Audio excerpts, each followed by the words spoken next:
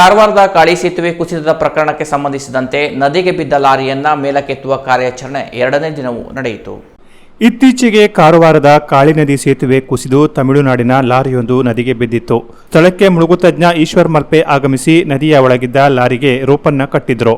ಇದಾದ ನಂತರ ಸುಮಾರು 200 ಮೀಟರ್ ದೂರದಿಂದ ಲಾರಿಯನ್ನ ಕ್ರೇನ್ ಮೂಲಕ ಎಳೆಯುವ ಕಾರ್ಯಕ್ಕೆ ಮುಂದಾಗಿದ್ರು. ಆದರೆ ಲಾರಿ ಮೇಲೆ ಕುಸಿದು ಬಿದ್ದಿದ್ದ ಸೇತುವೆಯ ಸ್ಲ್ಯಾಬ್ ಬಿದ್ದಿದ್ದರಿಂದ ಕಾರ್ಯಾಚರಣೆ ನಿಧಾನಗತಿಯಲ್ಲಿ ನಡೆದಿದೆ.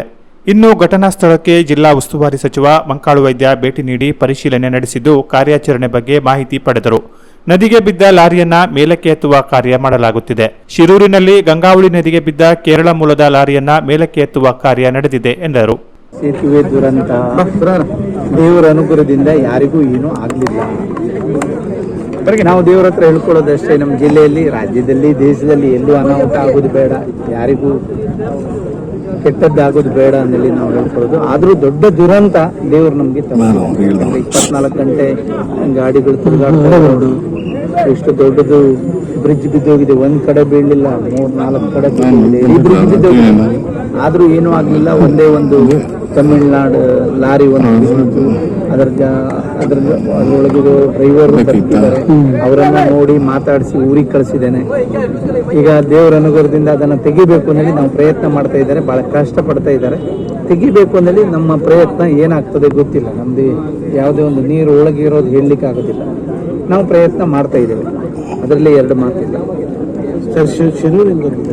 ಶಿರೂರದ್ದು ನಾಳೆಯಿಂದ ಪ್ರಾರಂಭ ಮಾಡ್ತೇವೆ. ಅದು ಇದಾದ್ರೂ ಇದೇ ಗೊತ್ತಾಗ್ತದೆ, ನೋಡ್ಲಿಕ್ಕಾದ್ರೂ ಸಿಗ್ತದೆ. ಅದು ನೋಡಿದವರೇ ಇಲ್ಲ. ಈಗ ಮಣ್ಣು ಅಡಿಲಿದೆ, ನೀರು ಒಳಗೆ ಮಣ್ಣು ಅಡಿಲಿದೆ.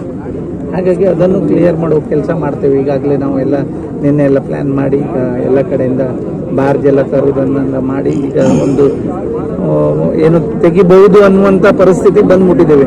ಯಾವುದೇ ಒಂದು ಕೆಲಸ ಇದಾಗಲಿ ಅದಾಗಲಿ ನೀರು ಒಳಗಿದೆ, ತುಂಬಾ ಆಳದಲ್ಲಿದೆ, ಮಣ್ಣು ಒಳಗಿದೆ, ಏನಾಗ್ತದೆ ನೋಡುವ, ದೇವರ ಅನುಗ್ರಹ ಆಗ್ತದೆ ಅನ್ನುವಂತ ಅಭಿಪ್ರಾಯ.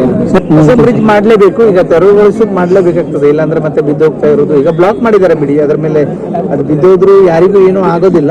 ಅದನ್ನ ಸರಿ ಮಾಡುವಂತ ಕೆಲಸ ಮಾಡ್ತೇವೆ, ಜನಕ್ಕೆ ತೊಂದರೆ ಆಗದಿದ್ದ ಹಾಗೆ ಮಾಡ್ತೇವೆ. 2ನೇ ಸೇತುವೆ ಮಾಡಲೇಬೇಕು. ಅದಕ್ಕೀಗ ಸೆಂಟ್ರಲ್ ಗೌರ್ಮೆಂಟ್ ಮಾಡ್ತಾರೋ, IRB ಮಾಡ್ತಾರೋ, ಅಥವಾ ಅವ್ರು ಮಾಡೋದಿಲ್ಲ ಅಂದ್ರೆ ನಾವು ಅದ್ರ ಮಾಡ್ಲೇಬೇಕು. ನಿಮ್ಮ ಸರ್ಕಾರದಿಂದ ಅದನ್ನ ಮಾಡದೆ, ಅದರಲ್ಲಿ ಮತ್ತೆ 2 ಮಾತಿಲ್ಲ.